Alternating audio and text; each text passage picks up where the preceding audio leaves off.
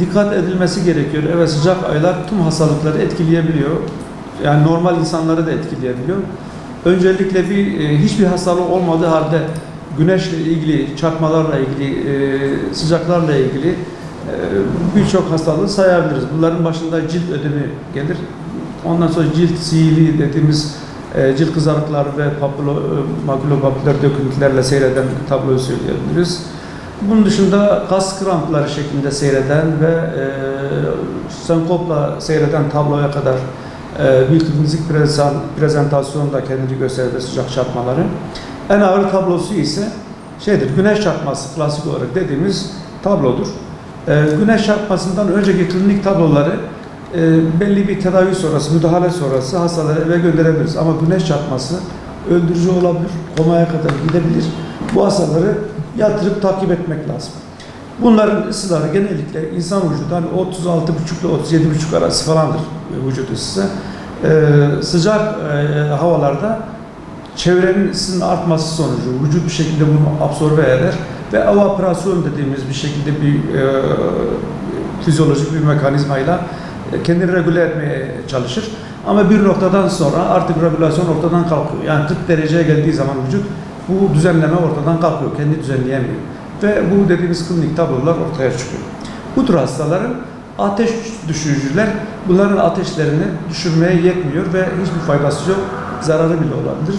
Bunları soğuk uygulama ve sıvı replasmanı ve ayrıca serin bir ortama almak şeklinde tedavi ediyoruz. Ama dediğim gibi güneş çarpması şeklindeki klinik ağır tabloysa onu yatırıp öyle tedavi etmek gerekiyor. Yaz aylarında bir endemik olabiliyor, bazı yerlerde falan etkileniyor ama yani mikrobun üreme şansı o zaman daha çok ortaya çıkıyor. Tifo artık bizim gündemimizde değil, yani şu anda çok böyle yaygın bir hastalık değildir yani. Ülke olarak genel anlamda bir şey değil. Birçok yer, bazı yerlerde görülmekle beraber artık çok böyle bizi tehdit eder. Çünkü %100 tedavisi olan bir hastalık. Antibiyotikle tedavi olabilecek bir hastalığımız. Ama bunun ötesinde daha çok kronik hastalıklar, kalp hastası, akciğer hastası, karaciğer hastası, mesela obez insanlar, tansiyon hastaları. Bunlara dikkat etmesi gerekiyor. Çünkü farkına varmadan güneş çarpması etkisiyle ve su kaybı etkisiyle, elektrolitlerin kaybıyla dramatik bir şekilde ölümcül olabiliyor. Yani ağır bir tablo ile seyredebiliyor. Ona dikkat etmek lazım. Ayrıca kullandıkları ilaçlar yine güneş etkisinin daha da ağırlaşmasına neden oluyor. Bunlar bazıları işte tuz ve su dengesi üzerine etki yapıyor.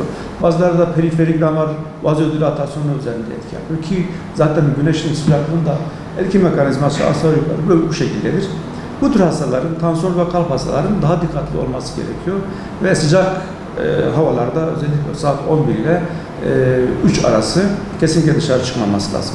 Bu saatler dışarı çıktıkları zaman da bol ve açık renkli elbiseler, şapka, gözlük bu tür şeyleri giymeleri lazım ve sık sık duş almaları lazım. Ayrıca bol miktarda sıvı tüketmeleri lazım. Beslenmelerine dikkat etmeleri lazım.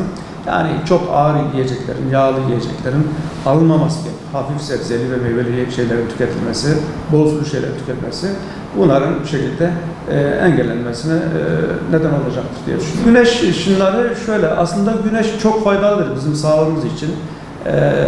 Her şeyden önce bir D vitamininin üretilmesinde özellikle önemli bir mekanizma ara basamadır güneş enerjisi, güneş ışınları.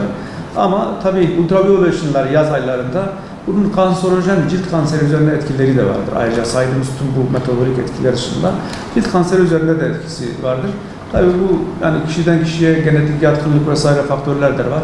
Açık tenli insanlar, beyaz tenliler daha hassastır bu insanlar güneş ışınlarına. Bu bakımdan dediğim saatlerde mümkün olduğu kadar güneş ışınlarından yapmamak lazım. Yani uzak durmak lazım o saatlerde ve önlemini almak lazım. Yani güneş kremleri var, onları kullanabilirler.